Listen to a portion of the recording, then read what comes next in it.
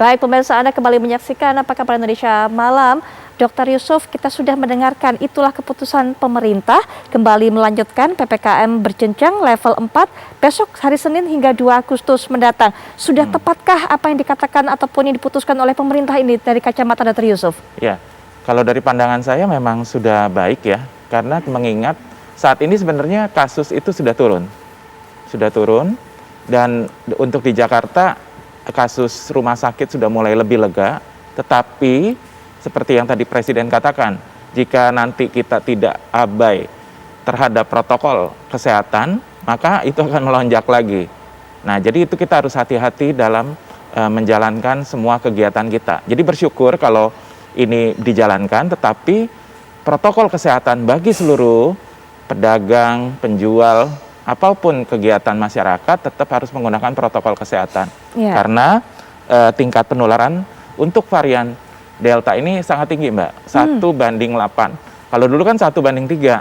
Jadi eksponensialnya kan 1,39. Kalau sekarang 1,864 orang akan terpapar. Jadi itu yang kita harus waspadai bersama. Baik, kami juga akan kembali bahwa Anda juga ingatkan Anda bagaimana dengan PPKM level berjenjang ini. Level 1, 2, 3, dan 4. Ini dia, kami akan sajikan kembali ke hadapan Anda. Ini level 1, jadi kalau Anda memasuki beberapa daerah, kemudian yang disebut sebagai PPKM level 1, ini adalah alasan untuk bisa mengklasifikasi ataupun mengkategorikan daerah tersebut masuk level 1. Kasus positifnya di sana tidak sampai 20 orang per 100.000 penduduk. Kemudian rawat inapnya juga kurang dari 5 orang per 100.000 penduduk. Angka kematiannya juga kurang dari 1 orang per 100.000 penduduk. Bagaimana dengan level 2? Nah, level 2 jadi patokannya memang sama per 100.000 penduduk di daerah itu, di area ataupun kota kabupaten itu. Kasus positifnya 20-50 orang per 100.000 penduduk. Kemudian juga yang mendapatkan perawatan di rumah sakit hingga menginap ada 5-10 orang per 100.000 penduduk. Angka kematiannya juga kurang dari 2 orang per 100.000 penduduk. Dan level 2 kita akan naik level 3 karena ada beberapa daerah juga yang di Pulau Jawa, Pulau Bali ini kemudian mengikuti PPKM level 3. Nah, ini yang menjadi patokan. Kasus positifnya 50-100 orang per 100.000 penduduk, kemudian rawat inap, Anda bisa lihat beserta juga angka kematian 2-5 orang per 100.000 penduduk. Level 4 ini merupakan level yang paling tinggi ibu kota Jakarta dan juga beberapa provinsi di sekelilingnya. Jawa Barat, Jawa Tengah ini memasuki level 4 di mana kasus positif ini lebih dari 150 orang per 100.000 penduduk. Kemudian juga yang harus mendapatkan perawatan di rumah sakit, harus dirawat secara intensif ini lebih dari 30 orang per 100.000 penduduk. Angka kematian juga lebih dari 5 orang per 100.000 penduduk. Kalau Anda juga bisa mengetahui bahwa memang bed occupancy rate ini begitu minimnya, kemudian karena begitu tinggi sehingga ketersediaan rumah sakit juga begitu minim di Jakarta dan juga beberapa provinsi lainnya kemarin-kemarin karena memang banyak sekali pasien yang terinfeksi corona dan juga harus mendapatkan perawatan intensif ataupun proses penyembuhan di rumah sakit, tidak bisa melakukan isolasi mandiri. Kalau sekarang Dr. Yusuf sudah mengatakan tadi sudah mulai terasa berkurangnya semenjak diefektifkan atau semenjak dilakukan PPKM berjenjang kemarin, kemudian sebelumnya juga PPKM darurat, tapi seberapa besar penurunannya sebenarnya Dr. Yusuf beberapa pekan kebelakangan ini kalau kita lihat cukup efektifkah memang pembatasan yang diterapkan oleh pemerintah kemarin? Iya, kalau melihat dari data sih awal itu kita bed occupancy rate atau tingkat kepadatan tempat tidur di rumah sakit di Jakarta mencapai 89%, ICU 95%. Kita bisa cek lah, kita buka Google, masuk ke ketersediaan kamar, akan tercapai seperti itu. Makanya kita susah sekali mencari kamar buat rawat inap maupun ICU.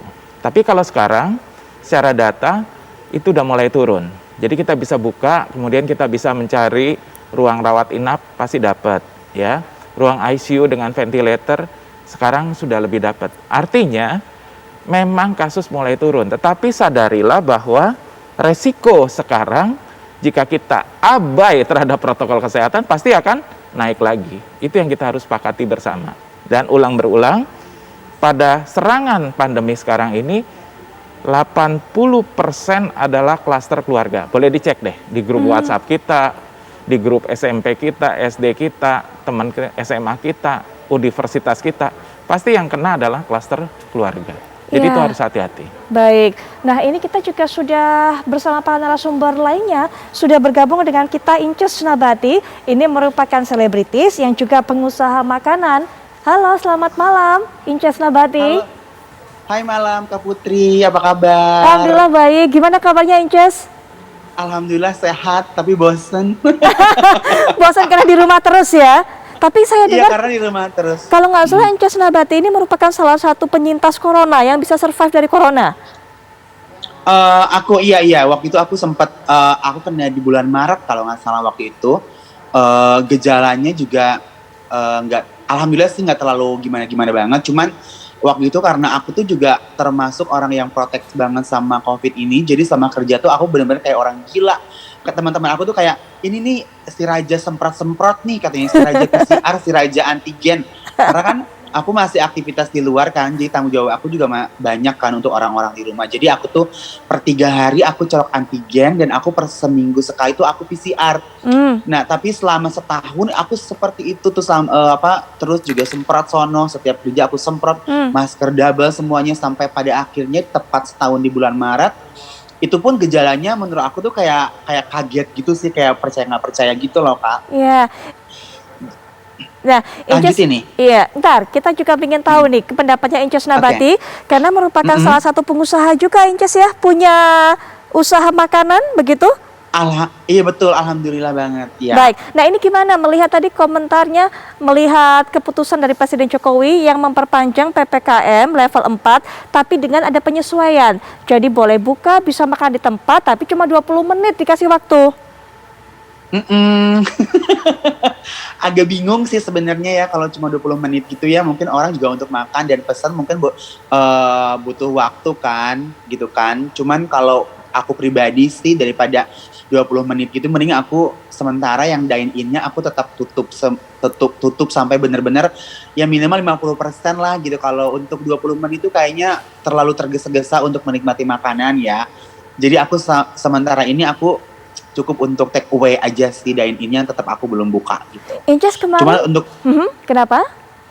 Cuman kalau untuk keputusan presiden sekarang ya mungkin ada semuanya yang terbaik ya. Jadi aku juga ya ikutin aja lah semaksimal mungkin ya untuk kebaikan kita semua juga sih. Toh kita juga bisa makan kan lebih nyaman di rumah dan take away ketimbang dengan kondisi sekarang tetap deg-degan. Terus waktunya cuma 20 menit doang. Jadi kayak udahnya mending makan di rumah aja lah, take away gitu paling bener gitu. Inces termasuk yang terdampak nggak usaha kulinernya ini? Bener sih kalau terdampak banget ya, tapi ya bisa cerita nggak apa-apa dampak yang dirasakan?